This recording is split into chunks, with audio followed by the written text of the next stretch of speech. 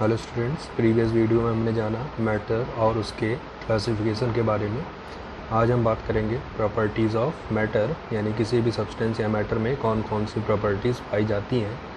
सबसे पहले बात करेंगे मास एंड वेट। हर एक मैटर का एक पर्टिकुलर मास होता है और वेट होता है, तो जानते हैं मास क्या होता है और वेट क्या होता है। तो बताते हैं, mass represent the amount of substance present in a system. किसी भी सिस्टम में किसी भी सब्सटेंस का कितना अमाउंट प्रेजेंट है वो उसका क्या कहलाता है, मास कहलाता है। While weight represents the force due to gravity exerted on that system. जबकि अगर हम उसी सिस्टम पर ग्रेविटी की वजह से अगर एक फोर्स अप्लाई कर दे, यानी उसी सिस्टम पर ड्यू टू ग्रेविटी एक फ़ोर्स वर्क करने लगे, यानी ग्रेविटेशनल फोर्स वर्क करने लगे, तो वही आपका जो मास है वो किस में कन्वर्ट हो जाएगा, वेट में कन्वर्ट हो जाएगा। जैसे कि हमने एक कंटेनर लिया और उसमें हमने वाटर को फिलअप कर दिया, तो इसमें वाटर का जो अमाउंट है, ठीक है, वो क्या कहलाएगा, अभी मास। ठीक है, अब इसी सिस्टम पर अगर हम ग्रेविटी भी एक्सर्ट कर लें, यानी ग्रेविटेशनल फोर्स भी वर्क करने लगे, तो मास इनटू ग्रेविटी ये क्या बन जाएगा, आपका वेट। ठीक है, यानी अमाउंट ऑफ सब्सटेंस जो होता है वो आपका कहलाता है मास। और अगर उसी सिस्टम पर कोई ग्रेविटेशनल फोर्स एक्सर्ट करने लगे, यानी ग्रेविटेशनल फोर्स अप्लाई कर दें, तो वो किस में कन्वर्ट हो जाएगा, वेट, यानी weight equal to mass into gravity. Second property है वॉल्यूम। हर एक मैटर का एक पर्टिकुलर वॉल्यूम होता है जो उसके शेप पर डिपेंड करता है, यानी it is the quantity of 3 dimensional space enclosed bye a matter. ठीक है, किसी भी मैटर द्वारा 3 डायमेंशनली कितना स्पेस कवर करा जा रहा है, उसकी क्वांटिटी द्वारा 3 डायमेंशनली कितना स्पेस कवर करा जा रहा है, वो उसका क्या कहलाएगा, वॉल्यूम। जैसे कि अगर हम कह दें कि जो ये कंटेनर है ये क्यूब शेप का है, तो क्यूब शेप इस कंटेनर में, ठीक है, क्यूब शेप इस कंटेनर में हमने जो क्या भरा है, इसमें वाटर को जो फिलअप करा है, ठीक है, तो वो इसमें कितना स्पेस 3 डायमेंशनली कवर कर रहा है, तो वो उसका क्या कहलाएगा, वॉल्यूम कहलाएगा। ठीक है, volume of different bodies are calculated differently. क्योंकि हर बॉडी का शेप अलग अलग होता है, तो उसका वॉल्यूम कैलकुलेट करने का तरीका भी क्या होगा, अलग अलग होगा। जैसे फॉर एग्ज़ाम्पल, फॉर क्यूबियोइडल बॉडी, अगर कोई आपकी एक बॉडी है, ठीक है, जो कि किस शेप की है, क्यूबियोइडल शेप की है, तो क्यूबियोइडल शेप में क्या क्या होता है, लेंथ होती है, विड्थ होती है और हाइट होती है। तो उसका वॉल्यूम कैलकुलेट करने का फॉर्मूला क्या हो जाएगा, length into width into height. अगर हमारी बॉडी स्फेरिकल शेप की है, एक गोले के आकार की है, तो गोले यानी स्फेरिकल शेप की बॉडी का वॉल्यूम कैलकुलेट कैसे करेंगे, volume is equal to 4/3 pi R. तो जो शेप वॉल्यूम होता है बॉडी का, वो उसके शेप पे डिपेंड करता है, जैसा शेप होगा उसी के अकॉर्डिंग उसका हम वॉल्यूम कैलकुलेट करेंगे। ठीक है, फिर हम बात करेंगे डेंसिटी। डेंसिटी जो होती है वो पर यूनिट वॉल्यूम को डिफाइन करती है, यानी पर यूनिट वॉल्यूम किसी भी सब्सटेंस का कितना मास है। ठीक है, यानी density is defined as mass per unit volume. It give us an idea that how denser और rarer a matter is packed. ठीक है, जैसे यही आपकी एक बॉडी है, ठीक है, तो इसका एक पर्टिकुलर वॉल्यूम है और इसमें हमने जो सब्सटेंस प्लेस करा है उसका एक पर्टिकुलर क्या है, मास है। तो वो क्या करेगा, इसमें एक पर्टिकुलर स्पेस कवर करेगा। ठीक है, पर यूनिट वॉल्यूम वो क्या करेगा, एक पर्टिकुलर स्पेस कवर करेगा। अगर ये मास पर यूनिट वॉल्यूम जो पार्टिकल बहुत ज़्यादा पास हैं, तो क्या होगा, इसका मास ज़्यादा होगा। अगर यही पार्टिकल दूर दूर है तो इसका मास क्या होगा, कम होगा। तो यानी जो वॉल्यूम का जो वॉल्यूम है वो तो फिक्स है, बट जो मास है वो पार्टिकल के नंबर ऑफ पार्टिकल्स पे डिपेंड कर रहा है। पार्टिकल अगर पास हैं तो पार्टिकल ज़्यादा आ जाएंगे उस पर्टिकुलर वॉल्यूम में, पार्टिकल अगर दूर दूर हैं तो उस पर्टिकुलर वॉल्यूम में तो पार्टिकल क्या होंगे, कम होंगे। तो उसी के अकॉर्डिंग उनका क्या होगा, मास बढ़ेगा या घटेगा। ठीक है, तो इसका मतलब क्या हुआ, डेंसिटी के थ्रू हम ये पता कर सकते हैं कि जो बॉडी है वो कितनी डेंसर है, कितनी ठोस है, या कितनी रेयरर है, यानी कितनी खोखली है। तो डेंसिटी किसी बॉडी की डेंसर और रेयर प्रॉपर्टी को एक्सप्लेन करती है। जो होता क्या है, डेंसिटी इज़ इस मास पर यूनिट वॉल्यूम। ठीक है, ये वही चीज़ यहाँ पर दिखा दी है, डेंसिटी इज इक्वल टू क्या होता है, मास अपॉन वॉल्यूम। फिर इसमें नेक्स्ट प्रॉपर्टी होती है टेम्परेचर। हर मैटर का अपना एक टेम्परेचर होता है।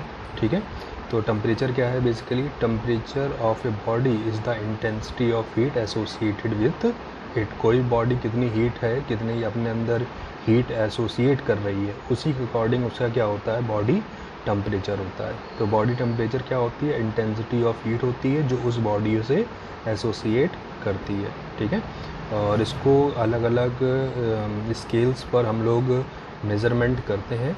एक डिग्री सेल्सियस स्केल है, एक फ़ारेनहाइट स्केल है, एक रैंकर स्केल है जिसका आप बहुत कम यूज़ करते हैं, जो कि नहीं दिखाया जाता है, और एक आपका क्या होता है, केल्विन स्केल है। और जो एक दूसरे में इंटर कन्वर्टेबल होते हैं, यानी degree Celsius upon 5 is equal to Fahrenheit -32 upon 9 होता है, और rank equal to ranker degree upon 4 होता है, और इज इक्वल टू क्या होता है, केल्विन डिग्री -273 अपॉन 5 होता है। तो ये एक दूसरे से इंटर रिलेटेड है। मतलब अगर आपको डिग्री सेल्सियस को फ़ारेनहाइट में कन्वर्ट करना है या फ़ारेनहाइट को डिग्री सेल्सियस में कन्वर्ट करना है, तो बाकी पोर्शन को आप कवर कर लो। यानी आप क्या देखोगे, अगर हमें डिग्री सेल्सियस में वैल्यू दी गई है और फ़ारेनहाइट में हमें कन्वर्ट करना है, तो हम क्या करेंगे, डिग्री सेल्सियस की वैल्यू रख करके यहाँ फॉर्मूलेज क्या निकाल लेंगे, फ़ारेनहाइट में इसकी वैल्यू क्या होगी। अगर हमें इसको, ठीक है, क्या डिग्री सेल्सियस को केल्विन में कन्वर्ट करना है, तो हम बीच के पोर्शन कवर कर लेंगे। ठीक है, तो डिग्री सेल्सियस को हमें किस में कन्वर्ट करना है, केल्विन में। तो डिग्री सेल्सियस में जो वैल्यू दी होगी उसको रख करके सॉल्व करके क्या निकाल लेंगे, केल्विन में। तो यहाँ इस फॉर्मूले से आप एक स्केल से दूसरे स्केल में टेम्परेचर को क्या कर सकते हो, कन्वर्ट कर सकते हो। तो ये कुछ प्रॉपर्टीज़ थी जो पर्टिकुलर मैटर में क्या पाई जाती हैं। हर मैटर का एक मास होता है, वेट होता है, उसका वॉल्यूम होता है, डेंसिटी होती है, और उसका पर्टिकुलर एक टेम्परेचर होता है। अब हमारा नेक्स्ट टॉपिक है जिसका नाम है मेज़रमेंट ऑफ फिजिकल क्वांटिटी। किसी फिजिकल क्वांटिटी का बेसिकली मेज़रमेंट होता क्या है, चलिए समझते हैं। मेज़रमेंट का मतलब क्या होता है, कंपैरिजन होता है, यानी comparison of physical quantity with a standard is called measurement. हम लोग जब भी किसी चीज़ को मेज़र करते हैं तो हम लोग क्या करते हैं, एक स्केल से उस चीज़ को कंपेयर करते हैं। जैसे हमें अपनी हाइट को मेज़र करना है, तो हम लोग क्या करेंगे, मीटर की हेल्प से, मीटर स्केल की हेल्प से उस मीटर से अपनी हाइट को क्या करना है, कंपेयर करना है। तो मेज़रमेंट एक तरह का क्या होता है, कंपैरिजन होता है। ठीक है, किसी सब्जेक्ट का या किसी बॉडी का किसी फिजिकल क्वांटिटी से, जो कि एक स्टैंडर्ड वैल्यू होती है। तो वही comparison of physical quantity with a standard is called measurement. जैसे length of a room is 5.3 metre. एक रूम है जिसकी लेंथ कितनी है, 5.3 मीटर। इसका मतलब क्या हुआ, हमारे पास जो मीटर स्केल है उसको हमने क्या करा होगा, 5.3 टाइम्स उसको रोटेट करा होगा, उस चीज़ को क्या करने के लिए, मेज़र करने के लिए। ठीक है, जैसे हमें ये लेंथ को मेज़र करना है, ठीक है, ये हाइट क्या करना, मेज़र करना है, तो हम लोग कोई स्केल लेंगे और उस स्केल से हम लोग क्या करेंगे, इसको कंपेयर करेंगे कि यहाँ से यहाँ तक की डिस्टेंस कितनी है, 1 सेंटीमीटर है, तो यहाँ से यहाँ तक कितनी हो जाएगी, 2 सेंटीमीटर होगी। यानी हर बार स्केल को क्या कर रहे हैं, उस स्केल से इस लेंथ को हम लोग क्या कर रहे हैं, मेज़र कर रहे हैं कि यहाँ से यहाँ तक की डिस्टेंस को हम लोग कितना कहेंगे, 1 सेंटीमीटर। यहाँ से अगर यहाँ से यहाँ तक की डिस्टेंस ये कितनी होगी, 2 सेंटीमीटर होगी। तो हम लोग एक पर्टिकुलर स्टैंडर्ड स्केल से, स्टैंडर्ड वैल्यू से एक फिजिकल क्वांटिटी जिसका हमें मेज़रमेंट करना है, उससे क्या कर रहे हैं, कंपैरिजन कर रहे हैं। तो मेज़रमेंट मतलब क्या होता है, कंपैरिजन होता है किसका, किसी फिजिकल क्वांटिटी का किसी स्टैंडर्ड वैल्यू से।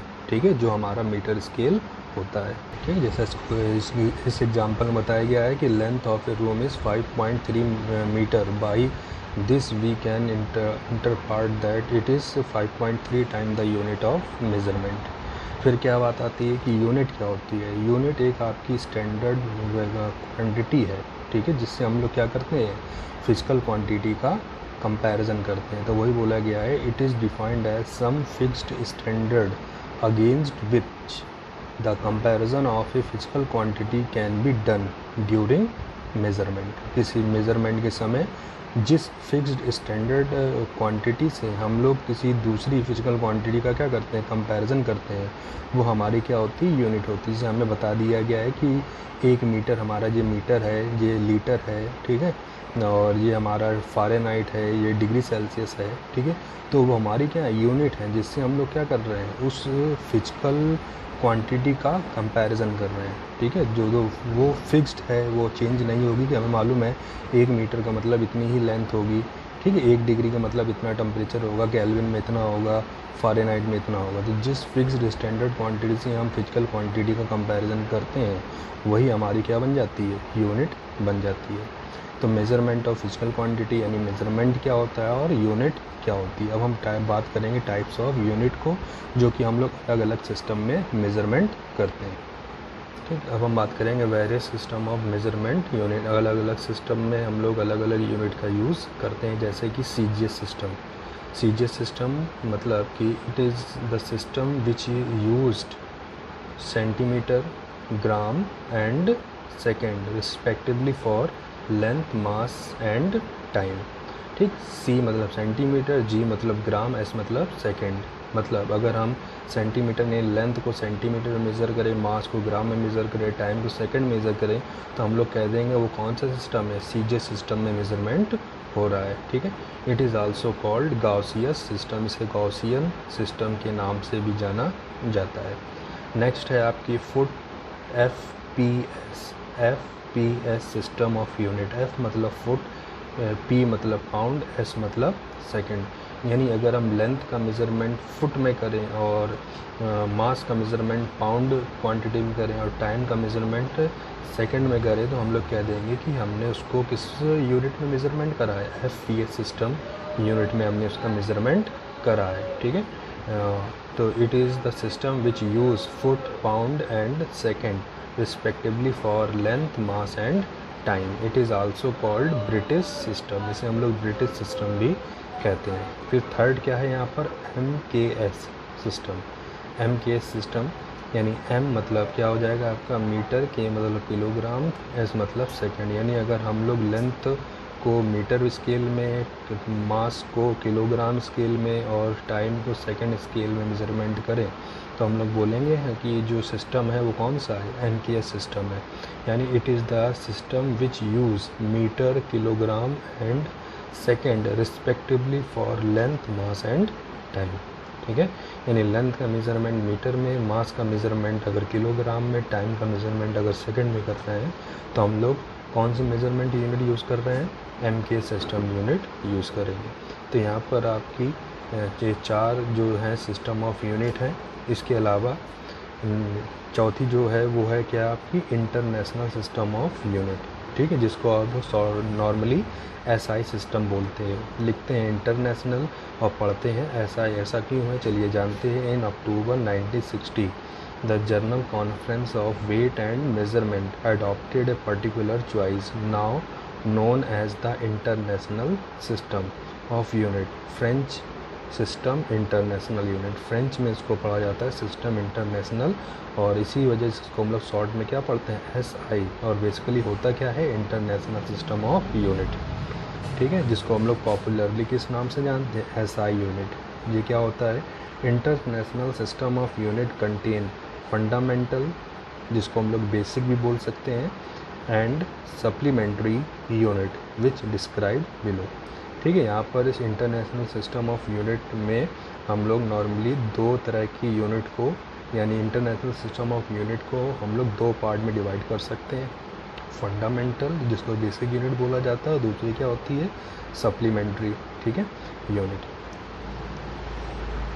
तो अब बात करेंगे बेसिक और फंडामेंटल SI यूनिट क्या होती है, ठीक है।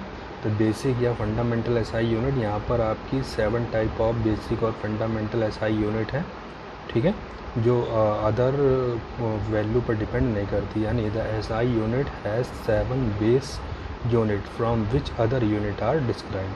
मतलब एक ऐसी यूनिट बनाई गई जिसकी हेल्प से हम लोग अदर यूनिट को डिस्क्राइब कर सकें, और जो खुद किसी दूसरी वैल्यू पर डिपेंड नहीं करती, ठीक है। इनके थ्रू ही हम अदर यूनिट को डिस्क्राइब कर सकते हैं। ये कौन कौन सी हैं, तो वो 7 बेसिक फंडामेंटल यूनिट क्या हैं, length, mass, time, temperature, amount of substance, electric current and luminous intensity. तो अलग अलग फिजिकल क्वांटिटी का मेज़रमेंट हम लोग अलग यूनिट के अकॉर्डिंग करेंगे। अगर आपकी फिजिकल क्वांटिटी है लेंथ, ठीक है। तो उसको हम लोग मीटर में मेज़रमेंट करेंगे और इसके लिए सिंबल क्या बताया गया है रिप्रेजेंट करने के लिए स्मॉल एम। अगर मास है तो उसको हम लोग किस में करेंगे, किलोग्राम में करेंगे और उसको रिप्रेजेंट कैसे करेंगे, केजी। टाइम है तो उसको सेकंड में यूनिट में मेज़र करेंगे और रिप्रेजेंट करेंगे स्मॉल एस से। टेम्परेचर है तो किस में, केल्विन में, और उसको रिप्रेजेंट किस में करेंगे, के से। अमाउंट ऑफ सब्सटेंस है तो मोल में, MOLE, और अगर उसको रिप्रेजेंट करना है तो क्या लिखेंगे, MOL, मोल। इलेक्ट्रिक करंट है तो उसका मेज़रमेंट हम लोग करते हैं एम्पियर में और रिप्रेजेंट करते हैं कैपिटल ए से। ल्यूमिनस इंटेंसिटी है तो उसका हम लोग यूनिट जो होगी वो क्या होती है, कैंडला होती है, रिप्रेजेंट करते हैं CD से। तो अलग अलग फिजिकल क्वांटिटी जिसका हम लोग यूज़ करते हैं उसके अकॉर्डिंग अलग अलग यूनिट है, ठीक है। और इसकी हेल्प से हम अदर टाइप ऑफ यूनिट को भी डिस्क्राइब कर सकते हैं, ठीक है। तो ये हमारी थी बेसिक, जिसको फंडामेंटल यूनिट के नाम से भी जाना जाता है। अब बात करते हैं सप्लीमेंट्री यूनिट, ठीक है। These include 2 units name radian और स्टेरेडियन।